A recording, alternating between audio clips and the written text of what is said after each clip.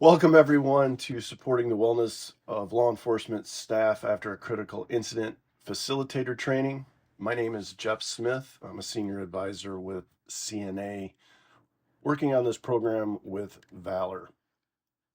This training will consist of a few sections that I will point out at various times with some repeating themes. The first portion is going to be a overview of what the workshop actually entails, followed by specifics of the workshop and how to facilitate that, and then a short portion at the end with some facilitation pointers and guidelines and guidance along those. The training objectives for this is gain an understanding of the workshop and instructional materials, be able to discuss the purpose of the workshop and its impact on the law enforcement profession, understand how to effectively facilitate the workshop, learn key strategies and tips to engage agency members during the workshop. So as I said before, we're going to start out with an overview of the workshop so that as facilitators, you kind of have an understanding of what the workshop is about and some of the key points and objectives. The workshop objectives, we tried to stick with four. One, apply agency procedures to the health and wellness concerns of agency members following a critical incident, and also, and just as important, to identify gaps in the services you currently offer. Explore long-term buildup and cumulative impacts of stressors on the health and wellness of agency members. Develop capabilities to support and encourage agency members to seek or ask for help. And discuss actions and strategies that supervisors can take to support health and wellness of agency members following a critical incident. So as part of the workshop development, sworn and non-sworn agency members frequently encounter demanding and mentally challenging situations that can take a toll on their mental health and well-being. It is well documented that profound impact of poor mental and emotional wellness can lead to cognitive dissonance towards society, feelings of isolation, and diminished self-worth, potentially increasing the risk of suicide attempts or deaths by suicide. Law enforcement officers die by suicide at higher rates than any other fatal incidents that occur in the line of duty. The nonprofit organization First Help reported 118 officers died by suicide in 2023. In 2022, CNA study revealed alarming figures regarding suicidal ideation among law enforcement agency members. Approximately 16.1% of responding sworn officers reported contemplating suicide. 3.6% had made serious plans to attempt suicide, and 1.2% had previously attempted to take their own lives. And with that importance and with those numbers is a main factor into a lot of the reason why this was developed and produced in order to try to help with reducing those numbers. So the workshop was designed to be self-facilitated and also to have open discussions about health and wellness. And finally, so that agency members feel more comfortable bringing wellness to the forefront of agency conversations. So there are two core elements to this overall workshop, and we will go in further detail and repeat this later when we're actually going through the materials of the workshop. But there's a critical incident scenario and there's fictional agency characters. The critical incident scenario is what drives the beginning of the workshop and then the conversations that will follow. The critical incident scenario, as you can see on the slide, surrounds a 32-year-old, 6-year veteran, came off shift and later committed suicide. With this, there are a total of 6 different fictional agency characters.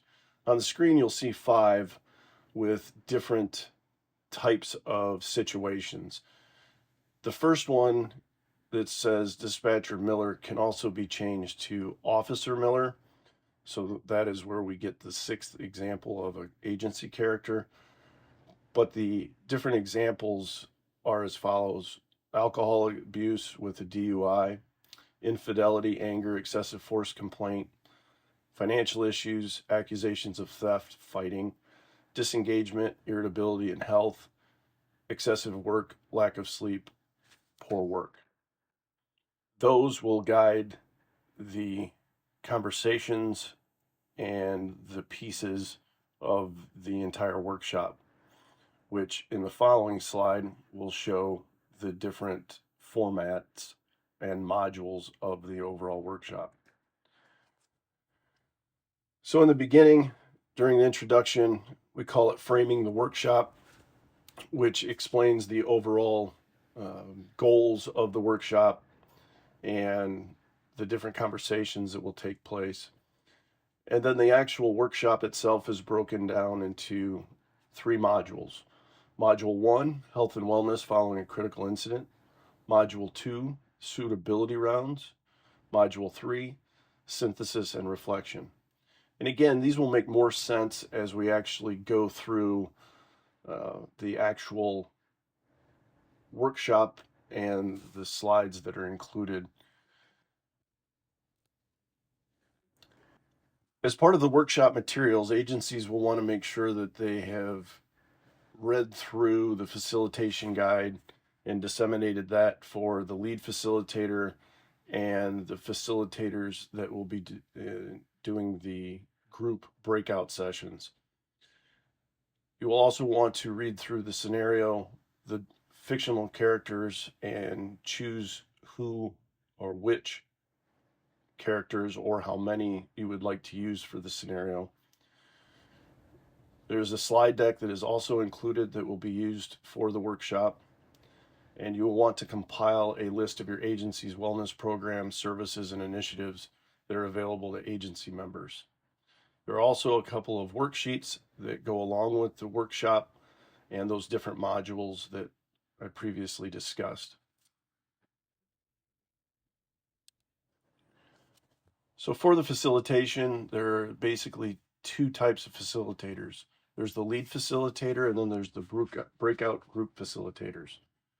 The lead facilitator will lead all large group sessions by providing information and instructions to participants and leading the final discussion to elicit key observations and takeaways. They'll also provide additional information or resolve questions as needed during the breakout sessions. The breakout group facilitators serve as the group leads facilitators during each of the workshop modules, guiding their group working through the fictional characters and identifying strategies of support. So transitioning now to actually executing the workshop. The lead facilitator will begin with the open and welcome and framing the workshop.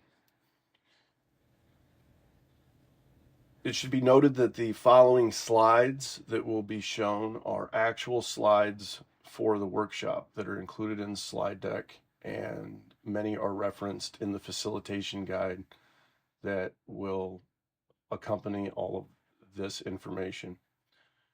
We use these slides throughout the workshop as guideposts to go through the execution and facilitation of the workshop. This is a sample workshop agenda based on the workshops that have been conducted. These are suggested amounts of times to break up the different sections during the workshop. However, as with many of the various incidents and even the characters, which I will cover later, this can be tailored specifically to your agency. As it sits, you see that there's about a half an hour to frame the workshop, approximately an hour for module 1, followed by a break, close to an hour for module 2 into module 3, and then an hour to closing remarks. Again, this can be modified. Breaks could be inserted in different places, and it could be shortened from the hour.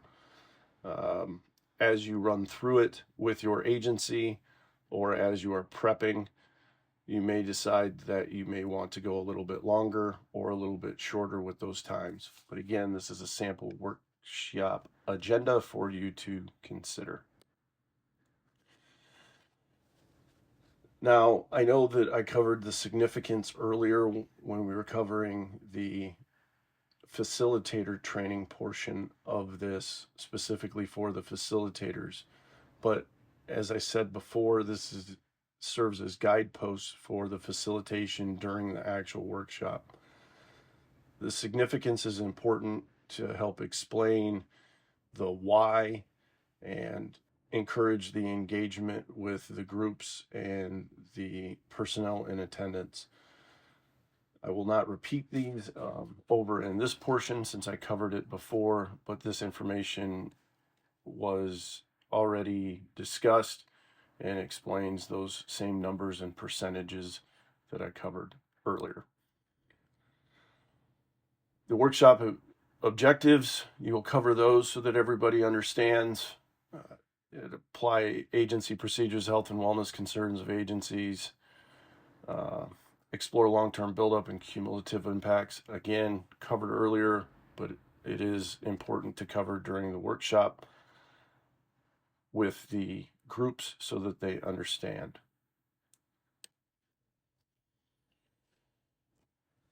From the opening and framing the workshop, you will transition into Module 1, which is health and wellness following a critical incident.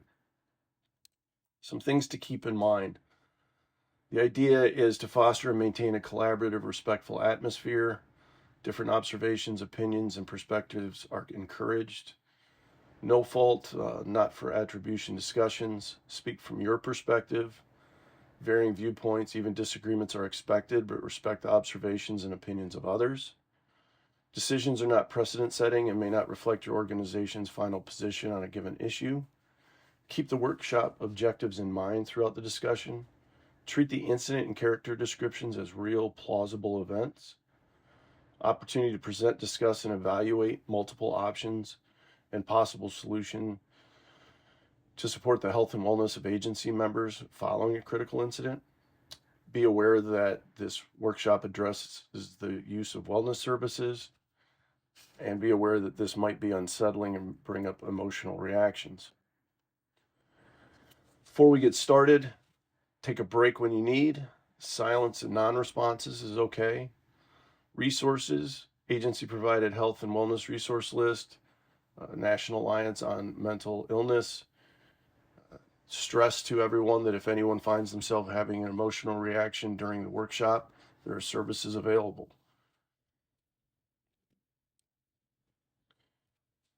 So as you start into the actual workshop, after explaining that and getting everyone ready, you can do one of two things. You can either disseminate this scenario to each of the breakout groups that you have according to the facilitation guide, or you can project it onto a large screen so that everyone can see it. Either way, the scenario is basically the basis for all of the discussions that are going to occur. So the groups and everyone will want to be able to see this throughout the modules. The scenario is, a few weeks ago, a 32-year-old, 6-year veteran came off shift in your unit and died by suicide at home using their service weapon. Further details related to the officer's suicide are unknown. The agency is currently investigating the incident and held a department-wide debriefing. The chief of police, along with other command staff, have also sent out communications with condolences and information on how to contact the Employee Assistance Program, the EAP, for sworn and non-sworn staff within the unit and agency-wide. At the same time, your agency is currently understaffed by 20% and has been for the last 5 years due to retirement and resignations. These occurrences have resulted in mandatory overtime for officers within your unit and canceled days off, which is increased stress for sworn and non-sworn members.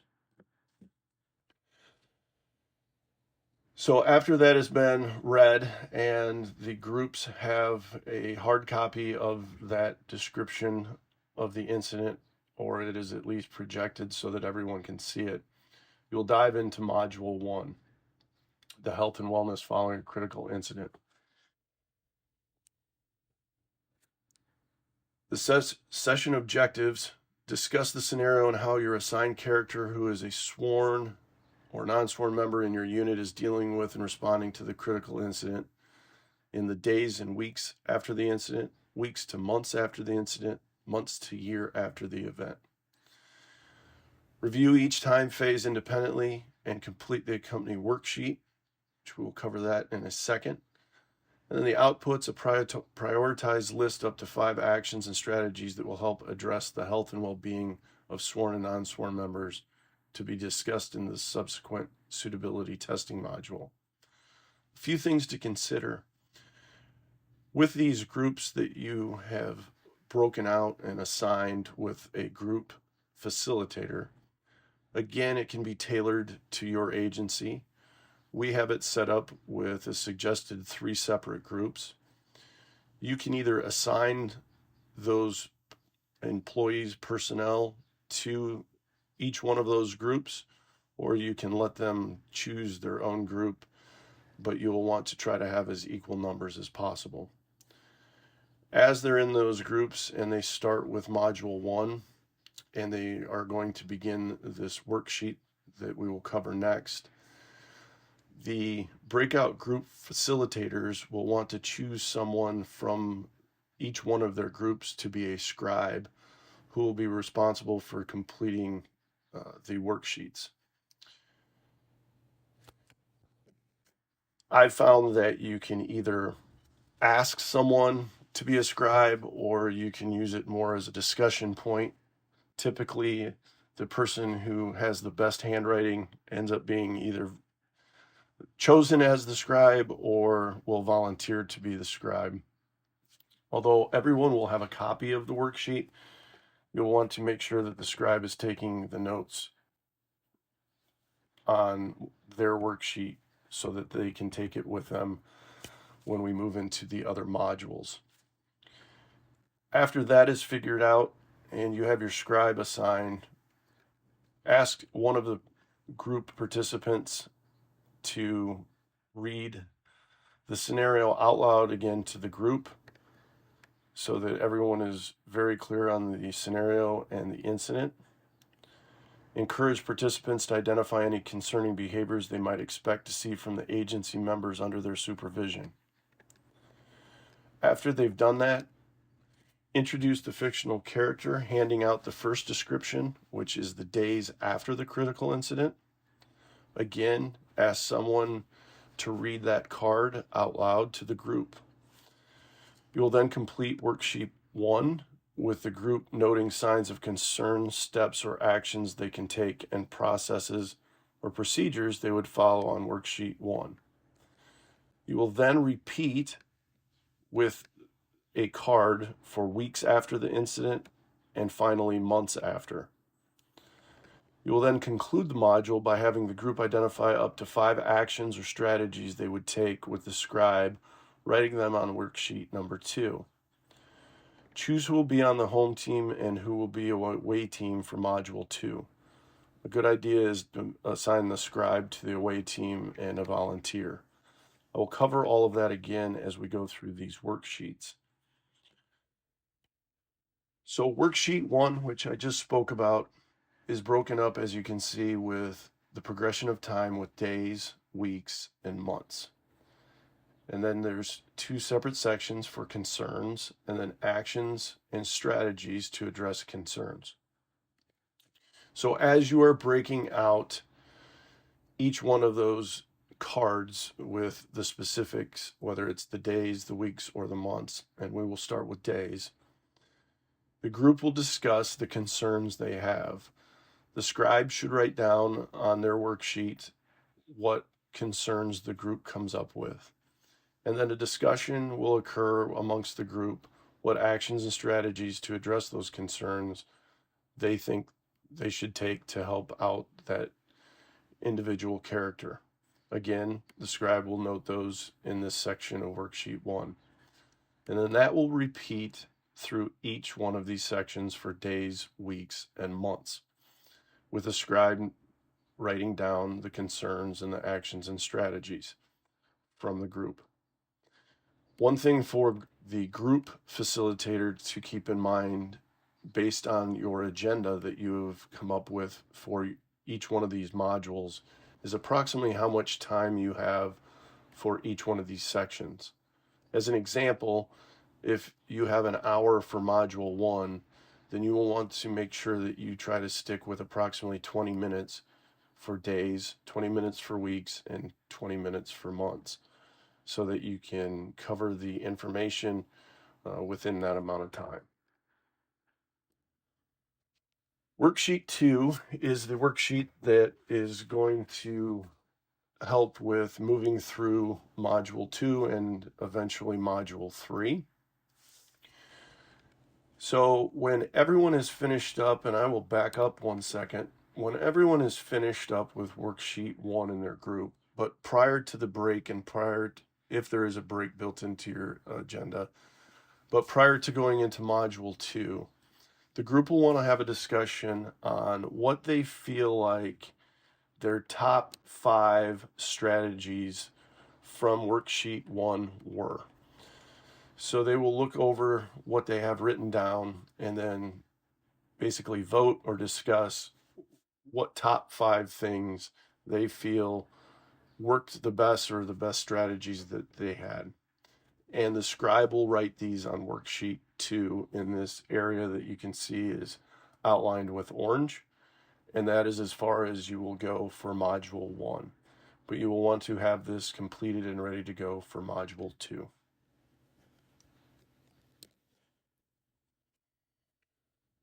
Module 2 is called the suitability rounds.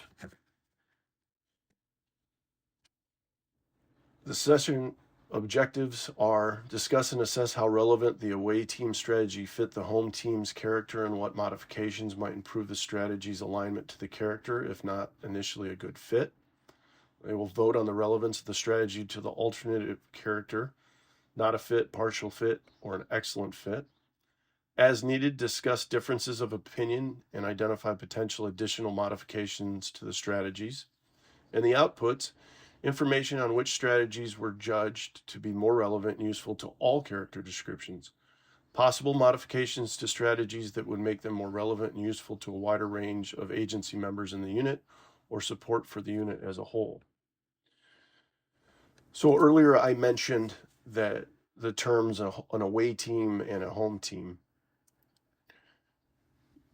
Prior to module 2 starting, or at the very beginning, if you had not picked, you should have the discussion and pick a person, usually the scribe with the notes, that will travel, as we use that expression, on the away team, along with one other individual from the group that will accompany them. They will then rotate groups from one of their starting groups to another, and we will talk about how that looks in a second. And once they do that and move to the next group, they will start by having the home team in the new group describe their character and how they were dealing with the incident in the days, weeks, and months after. Once the home team has done that, the away team will introduce their character as well, also explaining what their character went through and what they were dealing with for the incident during the days, weeks, and months after. Have the away team highlight one action or strategy they identified from that worksheet number 2. They will then ask the home team to discuss and vote on whether that action or strategy fits with their character and whether there are modifications that could be made to improve the fit. They will continue with the discussion for the remaining actions and strategies. So you will try to go through all 5 of those strategies from your initial character with the what is called the home team in the new group that you are sitting with, and discuss how well those work. And again, on worksheet number 2, it has the different descriptions for whether or not it was a fit, not a fit, or potentially a fit, and then descriptions on how those can be either modified or changed, etc. So the groups and how they move is suggested like this with 3 groups. Now, obviously, if you have more groups, you would just add on to this, or if you only ran with 2 groups, you would only use 2. But for simplicity, we have it as group 1 going, the away team going to group 2, and group 2's away team going to group 3, and group 3's away team going to group 1.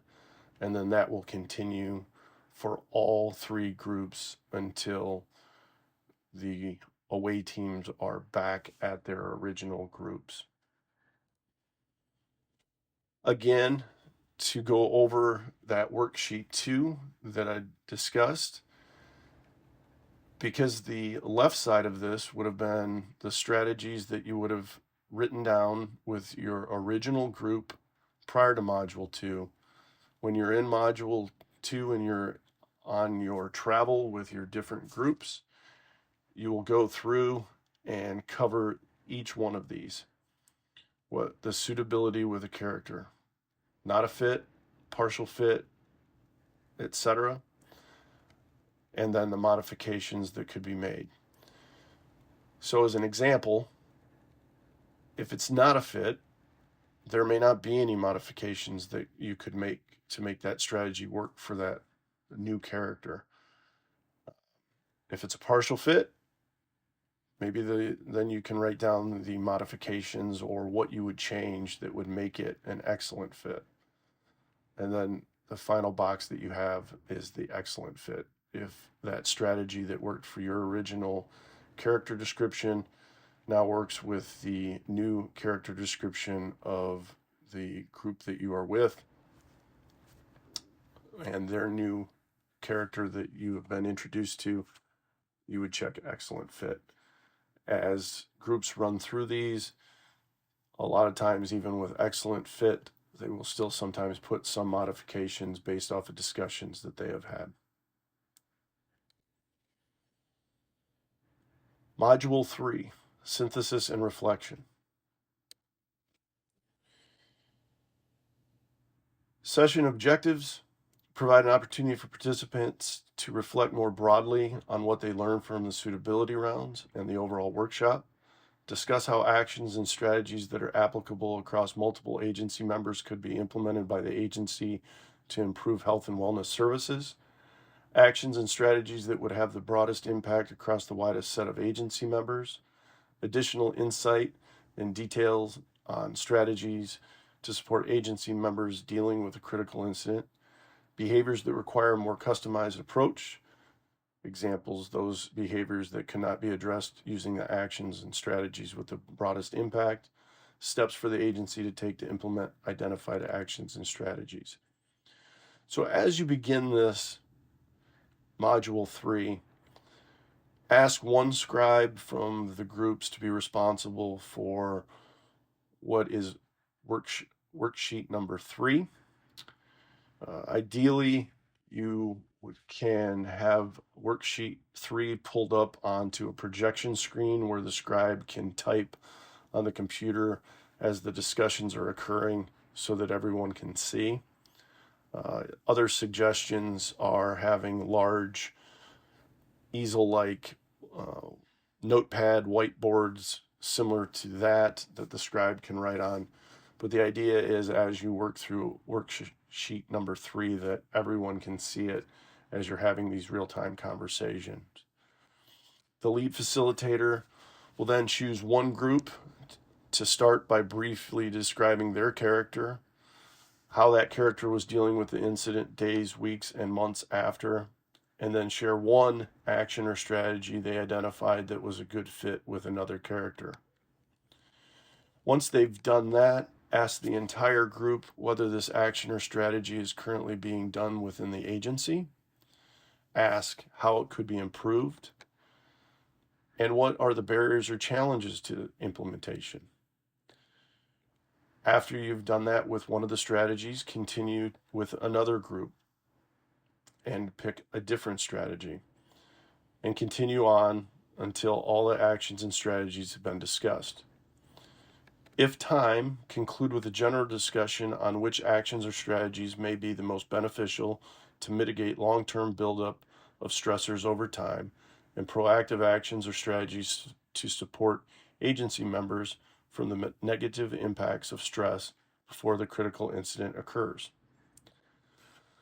Worksheet number 3 that I had just discussed. This is the worksheet that I would suggest projecting on a board or whatever so that everyone can see, and having the scribe type in as you have those discussions. And as you can see, as you call on each group, you would start out with the strategy, fill out the first one, ask the question, is this already being done at your agency? Yes or no? Suggestions to improve existing plans or procedures, and then new plans or processes to be developed. Again, that will come from, the strategy will come from one group, and then the overall discussion will come from the entire group of participants in the workshop.